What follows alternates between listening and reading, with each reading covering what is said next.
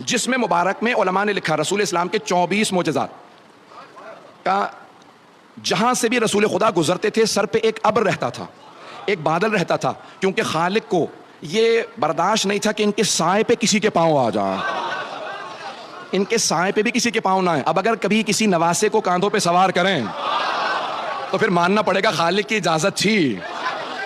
دوسرا، قد آور سے قد آور آدمی جب پیغمبر کے سامنے آتا تو رسول اسلام سر سے لے کے گردن تک اونچے نظر آتے تھے۔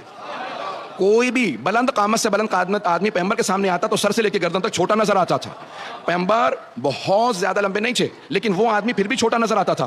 صحابہ کہتے تھے یا رسول اللہ یہ کیا ماجرا ہے؟ کہا میرے خالق کو منظور نہیں کوئی مجھ سے اونچا نظر آئے۔ اتنے لوگ ہیں یا نہیں؟ یہ دوسرا معجزہ بھی میں نے صرف پیش کیا ہے۔ تیسرا معجزہ علماء نے لکھا ہے، کہا کہ آپ کا جو پسینہ تھا اس سے خاص خوشبو آتی تھی جو نہ کسی گلاب میں تھی، نہ کسی پھول میں تھی، نہ کسی عطر میں تھی۔ آپ کے پسینے سے خاص خوشبو آتی تھی، توجہ ہو، پسینے سے خاص خوشبو آتی تھی، جسم مطہر سے خاص خوشبو آتی تھی، ایسی خوشبو آتی تھی کہ جہاں سے آپ گزر جاتے تھے 1 سے 2 دن تک کافر و مشرک جب وہاں آتے تھے تو سونگ کے بتاتے تھے لگتا ہے محمد گزرے ہوں گے۔ تو دوسرا پوچھتا کیسے معلوم؟ کہ وہ جو خوشبو ان کے بدن سے آتی ہے نا وہ اس جگہ سے آ رہی ہے۔ جسد مطہر سے خوشبو آتی تھی۔ ایک اور کہا جب راستے پہ چلتے تھے تو بعض اوقات کچے پہ چلتے تھے، گارے پہ، ریت پہ، مٹی پہ چلتے تھے، قدموں کے نشان نہیں بنتے تھے، اور بعض اوقات چٹانوں پہ پاؤں رکھتے جاتے تھے، نشان بنتے جاتے تھے۔ اب سمجھ میں آیا یہ قدم گاہ کے نشان کیوں ہیں؟ بعض اوقات پاؤں چٹانوں پہ رکھتے تو نشان بنتے چلے جاتے۔ تو بعض علماء نے لکھا کہ اگر بعض صحابہ نے سوال کیا یا رسول اللہ بعض اوقات ہمیں لگتا ہے کہ آپ مٹی پہ نہیں چل رہے ہیں، اس سے اوپر چل رہے ہیں، آپ کے نشان نہیں بنتے اور چٹانوں پہ نشان بنتے چلے جاتے ہیں بعض اوقات، یہ کیا وجہ؟ کہا میں اختیار رکھتا ہوں جہاں چاہوں میرے قدموں کے آثار باقی رہیں۔ ارے اب سرور کائنات کی پیشانی سے خاص نور نکلتا رہتا تھا، خاص نور نکلتا تھا پیشانی سے۔ توجہ ہے میرے ساتھ مجمع کی؟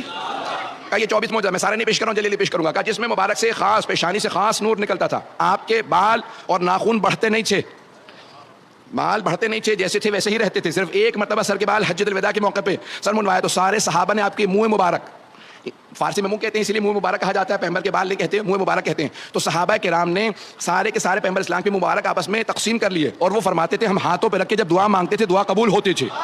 توجہ توجہ، سارے مجمع کی توجہ ہو۔ ماننے پہ آتے ہیں تو منہ کو مان لیتے ہیں، بال کو مان لیتے ہیں، اور نہیں ماننے پہ آتے تو آل کو نہیں مانتے۔ منہ مبارک یہاں تک لکھا کہ سرور کائنات جب وضو کرتے تھے تو صحابہ وضو کا پانی بہنے نہیں دیتے تھے، یہاں تک کہ خود شیخ مرتضیٰ مطہری نے بھی لکھا، بڑے بڑے علماء نے لکھا صحابہ کرام فوراً ظرف لے کے آتے، برتن لے آتے کہ پیغمبر کے وضو کا پانی گرنے نہ دینا۔ جب پیغمبر وضو کر رہے ہوتے تھے تو وہ فوراً ظرف نیچے رکھ دیتے، یہ پیغمبر کے بدن سے مس ہوا پانی ہے، لے جانا، بیماروں کو پلانا، شفا مل جائے گی۔ تو صحابہ کرام تبرکاً پیغمبر کے بدن سے مس ہوا پانی لے جاتے تھے، تبرکاً۔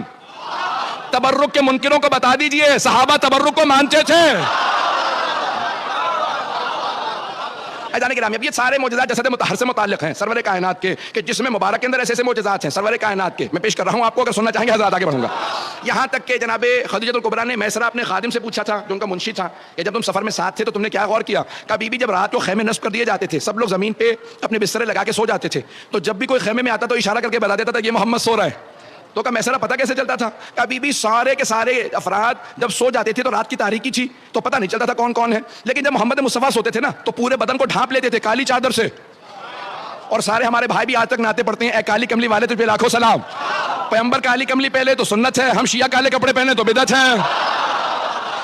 توجہ وقت نہیں نہ روکا، میں بہت ہی سے چل رہا ہوں۔ تو اب یہاں پہ سارے کے سارے افراد بولیں گے، مجھے پورا یقین ہے، جملہ پیش کر رہا ہوں کہ پورے بدن کو ڈھانپ کے کالے رنگ کی چادر اوڑھ کے پیغمبر سو جاتے تھے، پورا بدن ڈھانپ کے سوتے تھے، پورا بدن ڈھانپ کے سوتے تھے، پھر بھی ہم دیکھ کے بتاتے تھے یہ محمد سو رہے ہیں۔ بی بی نے کہا کیسے پتا چلتا تھا؟ میسرہ کیسے پتا چلتا تھا؟ کہ بی بی جب سارے سو رہے ہوتے تھے تو وہ سب کے سب تاریکی میں ہوتے تھے، لیکن جب محمد مصطفیٰ سوتے تھے تو ان کے بدن سے نور چھن چھن کے نکلتا تھا، کالی چادر سے بھی نور باہر آ رہا ہوتا تھا، ہم نور دیکھ کے بتا دیتے تھے یہ محمد سو رہے ہیں۔ تو اب مجھے کہہ لینے دیجئے اگر پیغمبر کو شب ہجرت کسی کو اپنے بستر پہ سلانا ہو تو کسی ایسے کو سلائیں گے جس کے جسم سے ویسا ہی نور نکلتا